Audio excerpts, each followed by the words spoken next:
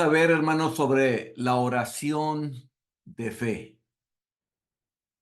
Eh, Dice, por tanto os digo que todo lo que pidiereis orando, creed que lo recibiréis y os vendrá. De nuevo, todo lo que pidiereis orando, creed que lo recibiréis y os vendrá. Eso es lo que dice Marcos capítulo 11, verso 24. La pregunta ¿es esta promesa aplicable solo para los milagros? ¿O esta promesa es aplicable siempre cuando oremos? ¿Por qué es que a veces preguntamos que esta solo se aplica hacia los milagros? ¿Por qué alguien lo quisiera limitar solamente para los milagros?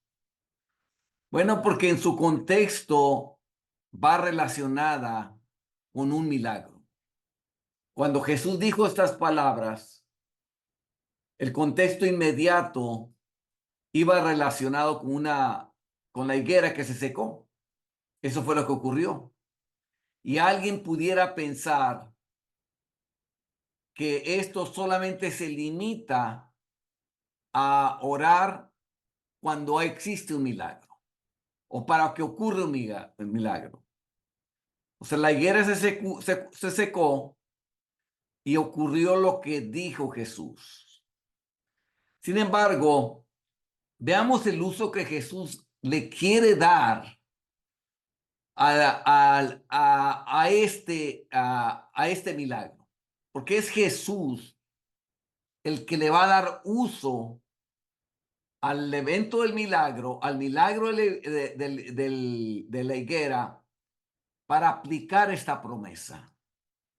Leamos el texto, dice, y pasando por la mañana, vieron que la higuera se había secado desde las raíces.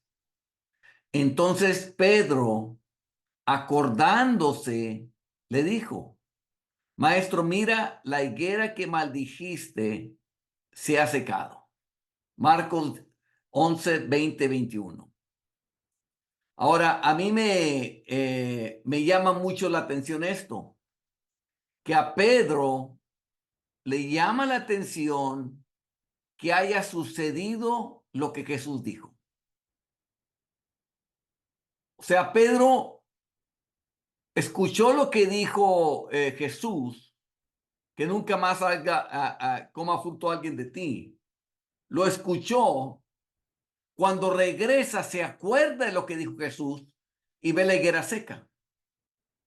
Entonces a Pedro le llama la atención que sí pasó lo que Jesús dijo. ¿Qué dijo Jesús? Entonces Jesús dijo a la higuera, nunca jamás coma nadie fruto de ti. Y lo oyeron sus discípulos, Marcos 11, 14. Eso fue lo que escuchó Pedro. Y eso es lo que le llama la atención a Pedro. Que Jesús dijo eso y luego la higuera se seca. Pero ¿acaso no sucedía siempre lo que Jesús decía? O sea, ya para este entonces, ya tenían muchos eventos atrás. Esto es casi al final del ministerio de Jesús, cuando ocurre esto. Ya muchos eventos atrás ya habían sucedido. Es más, al mismo Pedro ya había sucedido eventos de que cuando Jesús decía una cosa, siempre se cumplía. Veamos un ejemplo. Cuando terminó de hablar, dijo a Simón, que este es Pedro, boga mar adentro y echad vuestras redes para pescar. Respondiendo Simón le dijo, Maestro, toda la noche hemos estado trabajando y nada hemos pescado, mas en tu palabra echaré la red. Y este fue el milagro que hizo que se convirtiera Pedro y que siguiera a Jesús. El texto más adelante dice que dejándolo todo, fue y siguió a Jesús, que vino un gran temor sobre él. Entró en convicción. Le dijo, apártate de mí que soy hombre pecador. Y por este milagro, Pedro se hizo un discípulo de Jesús. Pero aquí vemos que lo que Jesús decía se hacía. Cuando Jesús le dijo, boga mar adentro y echar vuestras redes, Pedro dijo, en tu palabra echaré la red. Y así sucedió. Sacaron un montón de peces. Entonces, él ya tenía prueba de que lo que decía Jesús se cumplía. Veamos otro ejemplo. Y levantándose, reprendió al viento y dijo al mar, calla, enmudece. Y cesó el viento y se hizo grande bonanza. Otra vez, le habla al viento, lo reprende como si fuera una persona. Y le dijo al mar, calla, enmudece. Y lo que dijo Jesús se cumplió. Exactamente como había dicho Jesús. Entonces Pedro ya tenía estas experiencias anteriores. O sea, era para que en este momento ya no dudara del Señor Jesús. O sea, no era ya tiempo para que creyeran que todo lo que decía Jesús se cumpliera. Ya era suficiente tiempo y suficientes eventos, aparte de todos los demás milagros que hacía, de que ya supieran a ciencia cierta de que lo que Jesús decía se cumplía. Al parecer, todavía no le creían, sino que Jesús seguía a prueba ante ellos. Y yo pregunto, ¿cuántos de ustedes tienen todavía a prueba al Señor Jesús? Habiendo hecho tantos milagros, tantas cosas en tu vida, en la vida de otros, en las escrituras, habiendo muchas veces gozado de su palabra, porque muchas veces tú has visto la mano de Dios sobre tu vida, cómo te ha guiado. Tú has visto cosas claras que ha hecho Jesús. Y muchas veces todavía sigue estando Jesús a prueba. A ver si es cierto que se va a cumplir lo que se va a cumplir. Entonces, esto es lo que lo lleva a Jesús. Sabiendo esto Jesús, que todavía había incredulidad en ellos, es la razón que hay detrás para usar el evento de la higuera como una enseñanza en la oración. Ese es el contexto. Este es el uso que Jesús le quiere dar al evento de la higuera. Usarlo como una enseñanza para afirmarlos, para anclarlos bien, que tuvieran fe. Así que usó ese hecho para instruirlos en cuanto a la oración. Respondiendo, Jesús les dijo, tened fe en Dios. Tened fe en Dios. O sea, lo que está queriendo decirles Jesús, eso mismo que yo hice, tú también lo puedes hacer. Y cada uno de los que me escuchan ahorita en el curso, también lo pueden hacer. Eso mismo. Jesús quiere que tú seas capaz de hacer lo mismo que él hacía. Que tengas esa fe en Dios, así como Jesús tenía esa fe en Dios. La instrucción comienza con el primer requisito para orar o pedir algo a Dios, es fe. Ese es el primer requisito para orar. Es la condición indispensable para orar, para pedirle algo a Dios, creerle a Dios. Ahora la pregunta es, ¿esta fe diferente a la de la oración o es igual? Algunos quieren distinguir. Vivimos en la época de la especialización. Hay especialistas del estómago, especialistas para niños, especialistas para el riñón, especialistas para todo. Quieren usar la misma para lo de Dios. No, aquí no es especialista. Creerle a Dios es creerle a Dios. Le tenemos fe a Dios. No tenemos fe en la fe. ¿Sí me escucharon en eso? Tenemos fe en Dios. no fe sobre la fe, no tener fe en la fe.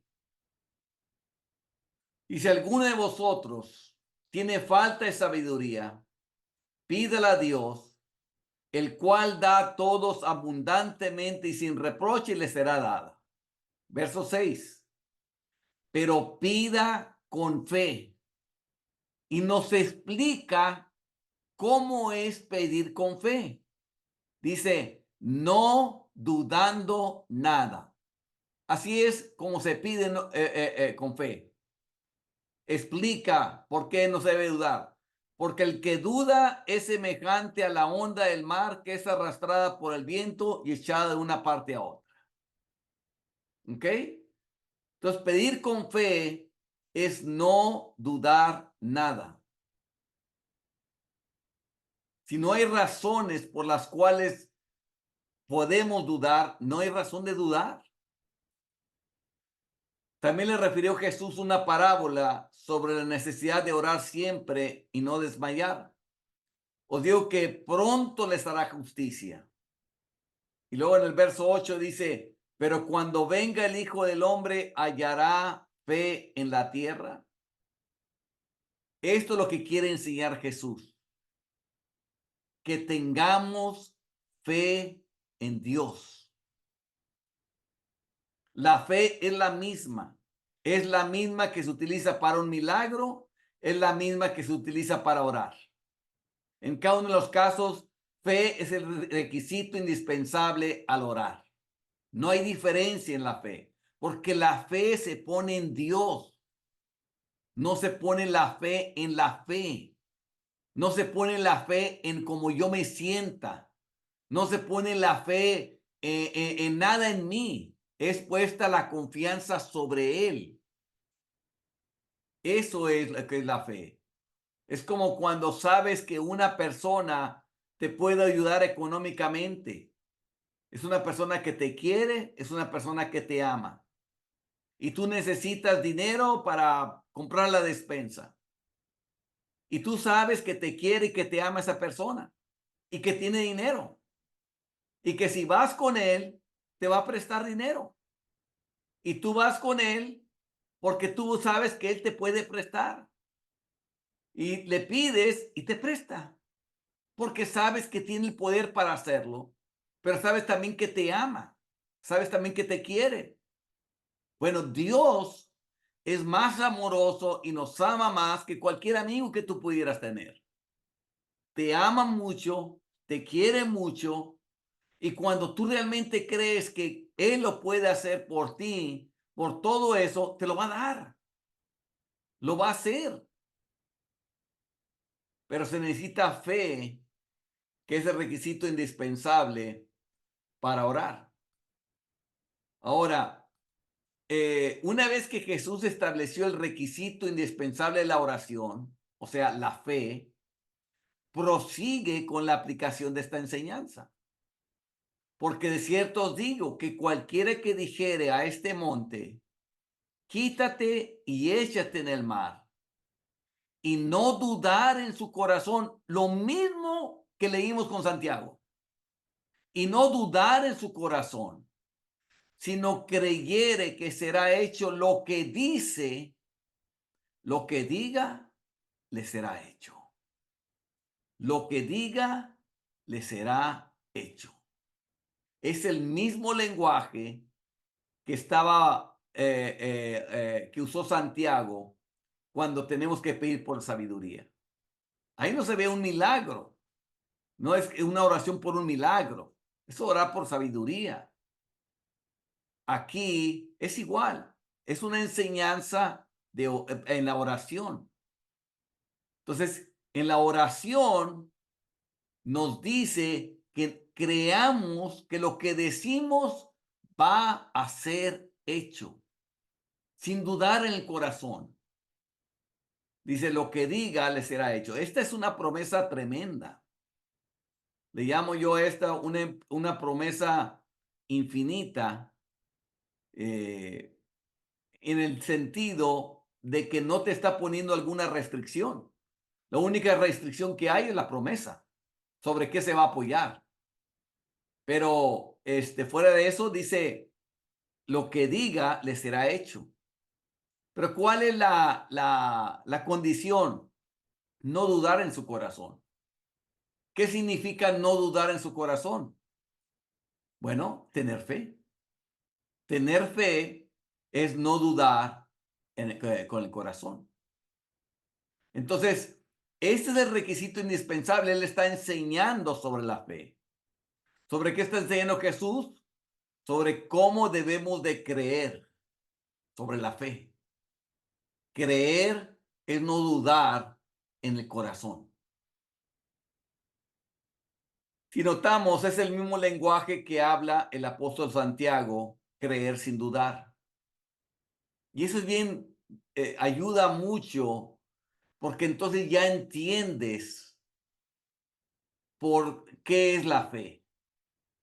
Entonces, ¿y de qué te sirve entender qué es la fe? Hacerte preguntas. ¿Por qué estoy dudando? ¿Qué razón tengo para dudar? Y una vez que no encuentras razón, deseches la duda, porque no hay razón para dudar. Eso es lo importante. Eso es lo que nos aporta esta definición. Una vez que sabes que el dudar y que no tienes que dudar para tener fe, entonces tú te pones a rastrear de dónde viene la duda, por qué estoy dudando. Y una vez que tú rastreas la duda y que no encuentras alguna razón en la cual se base, entonces la puedes desechar voluntariamente. Una vez anclada esta verdad esencial en la oración, ¿cuál verdad? De que se necesita creer. Concluye cómo debemos orar. Él sigue instruyendo sobre la oración. Dice, por tanto os digo que todo lo que pidieres orando, creed que lo recibiréis y os vendrá. Entonces, cuando dice por tanto, es como quien dice, es el resumen de la enseñanza.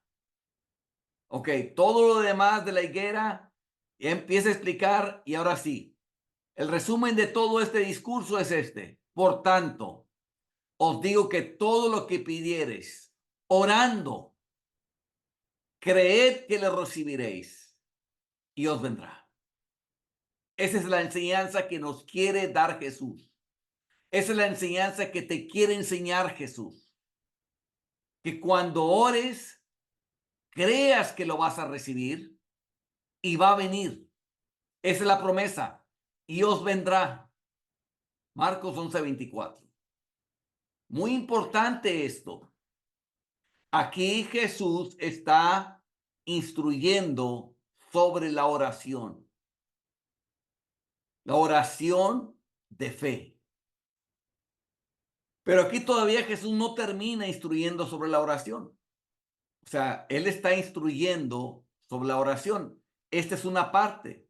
La segunda parte es, y cuando estéis orando, perdonad si tenéis algo contra alguno, para que también vuestro Padre que está en los cielos os perdone a vosotros vuestras ofensas, porque si vosotros no perdonáis, tampoco vuestro Padre que está en los cielos os perdonará vuestras ofensas. ¿Te acuerdas que te dije que te preguntaras por qué dudo? Bueno, quizás si te preguntas por qué estoy dudando, el Espíritu te guía es que no es perdonado a alguien. Y eso es lo que te hace dudar. Que tú no has perdonado algo a alguien, que tienes algo contra alguien. Y entonces una vez que encuentras qué es eso, tú perdonas, porque sabes que esto es el estorbo para tu oración. Esto está estorbando tus oraciones, tu fe sobre todo, tu fe en Dios. Es que este pecado es muy abominable delante de Dios, porque si queremos que Dios nos perdone a nosotros y que nos trate como no hicimos algo, que no hicimos nada, que sea que Dios olvide lo que hicimos. Que Dios cubra con la sangre de Cristo todos nuestros pecados. Que no los tome en cuenta. Y no solamente que nos tome en cuenta, que nos trate como si fuéramos buenos. Que nos trate con amor, que nos quiera y que nos conteste nuestras oraciones. Y luego nosotros no queremos tratar así a la gente que te ha hecho algún daño. O sea, qué hipocresía, qué injusticia. Y eso se mete en el camino de tu oración. Eso te está mermando la fe. Te está menguando la fe. ¿Por qué? Porque no has perdonado a alguien. Porque tienes amargura. Porque no quieres olvidar lo que te hicieron. Y nomás lo único que está haciendo es minándote la fe. Minándote la fe. Como cuando el río corre fuerte y tú estás parado en la orilla del río sin darte cuenta que por abajo está llevándose la tierra y todo, y de pronto te caes sobre el río porque estaba muy en la orilla. Porque ¿qué hizo el agua? Quiso agarrar todo lo que está alrededor de donde estabas parado. La tierra que estaba abajo se la estaba llevando. Así hace la falta del perdón a la fe. La mina. Y totalmente no te puedes acercar a Dios. Vean, no solamente esto, si vosotros no perdonáis, tampoco vuestro Padre que está en los cielos os perdonará vuestras ofensas. Y aquí termina la instrucción de la oración. ¿Está instruyendo sobre los milagros? No, está instruyendo sobre cómo orar. ¿Cómo debemos de orar? Con fe, sin dudar nada, creer que lo que decimos va a suceder y perdonar. Estar seguro que no haya alguien a la cual le tengamos algún rencor o algo. ¿Esto se relaciona con milagros? No. El perdón no se relaciona con milagros. No tiene nada que ver con una cosa con otra. Cuando oras debes perdonar. ¿Es eso requerido solamente cuando un hombre quiere hacer un milagro? No. No es requerido solamente para cuando alguien quiere hacer un milagro. Es requerido para todos, en cualquier momento. Para orar es requerido. Hay muchas otras promesas en la Biblia relacionadas con esto y hablando casi el mismo lenguaje que han sido tratadas de esta manera abreviada, como refiriéndose a la fe utilizada en los milagros. Como te digo, hay gente que quiere especializar el lenguaje de la Biblia. Ah, no, esto es para milagros, cuando la Biblia no le está dando ese uso. Por eso pregunté yo, busquemos el uso que Jesús le da al evento de la higuera. Y Jesús no le está dando un evento solamente para los milagros, no le está dando ese uso. Le está dando el uso para la oración. Es lo que está haciendo uso. Como si la fe en los milagros fuera algo diferente a la fe en Dios. Es lo mismo, es lo mismo. La fe en los milagros y la fe en Dios es lo mismo.